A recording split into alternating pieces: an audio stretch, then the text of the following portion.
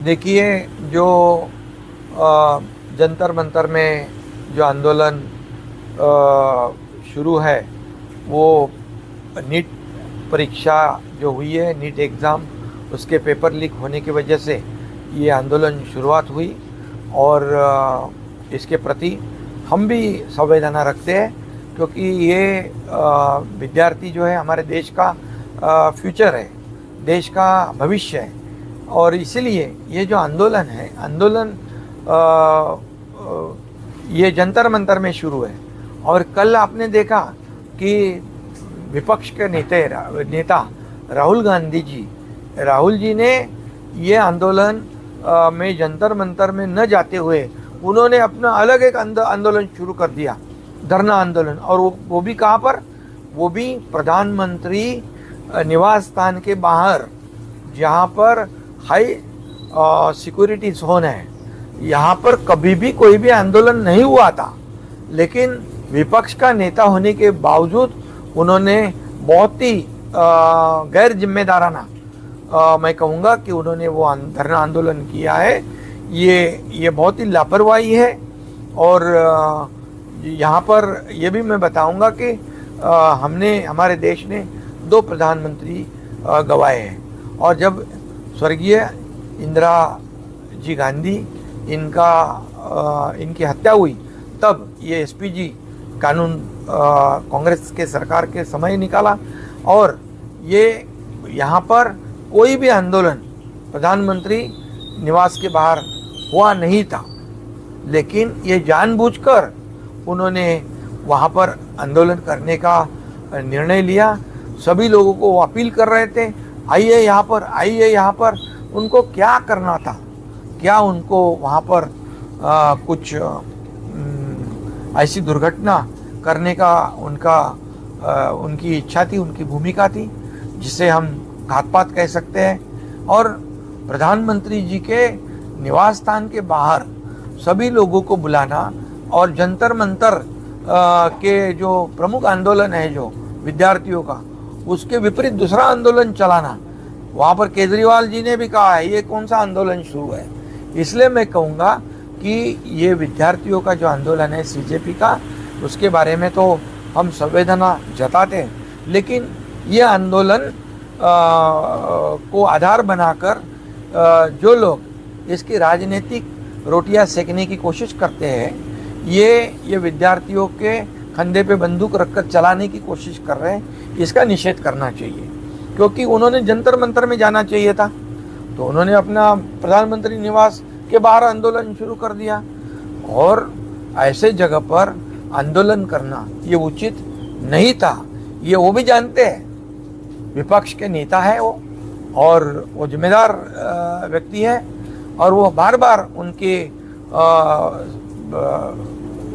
Speech में से कहते हैं बांग्लादेश में ये ऐसा हुआ, नेपाल में ऐसा हुआ, श्रीलंका में ऐसा हुआ। क्या हमारे देश में भी अराजकता फैलाने की कोशिश कर रहे हैं? क्या हमारे देश में भी अशांतता, कानून व्यवस्था बिगाड़ने की कोशिश कर रहे हैं? क्या हमारे विद्यार्थियों जो है उनको भड़काकर उनके आंदोलन को अपने हाथ में रखकर ये अपनी रोटियां सेकने की कोशिश कर रहे हैं? क्या है ये सब?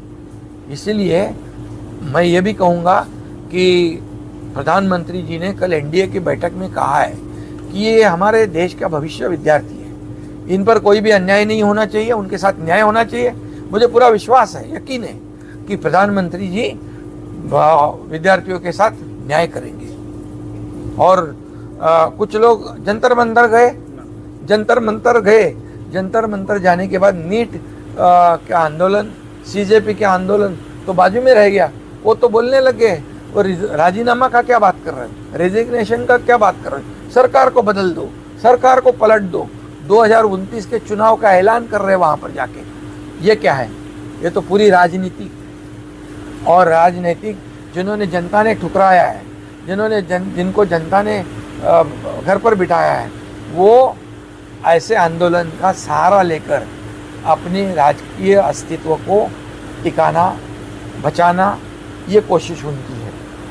और मैं ये भी कहूँगा कि यहाँ पर अभी जो नीट एग्ज़ाम हो गई, उसमें 20-22 लाख स्टूडेंट बैठ गए, 11 लाख स्टूडेंट उसमें से पास आउट भी हो गए। और दूसरी जो एग्ज़ाम है यहाँ पर JEE, उसमें जॉइंट एंट्रेंस एग्ज़ाम, उसमें भी 16 लाख स्टूडेंट बैठे। तीसरी एग्ज़ाम हुई CUET common university entrance exam, उसमें 15 लाख स्टूडेंट बैठे। और ये भी उनकी काउंसलिंग भी शुरू हुई, उनको पास आउट भी हो गए। और ऐसे समय पर ये विद्यार्थियों के भविष्य से खिलवाड़ करने का काम जो विपक्ष कर रहा है, जो मोदी जी ये युवाओं के लिए कई IIT है, IIM है, AIIMS है और स्टार्टअप है, ये कई नए नए इंस्टीट्यूट खोल रहे हैं। इनकी अच्छी शिक्षा मिले, इनको पढ़ाई मिले, इनका एजुकेशन अच्छा हो, इनको रोजगार मिले। और वही देश के प्रधानमंत्री हमारे देश के जो भविष्य जो स्टूडेंट है उनके लिए ज़रूर न्याय करेंगे।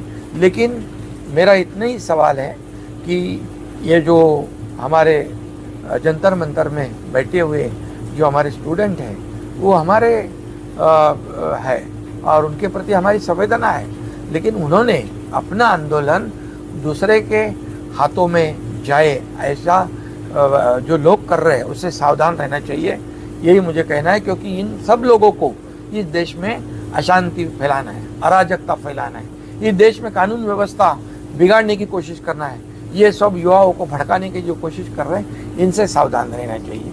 और मैं फिर एक बार कहूँगा कि जो अनशन में बैठे हुए लोग हैं उनके साथ हमारे प्रधानमंत्री जरूर न्याय करेंगे।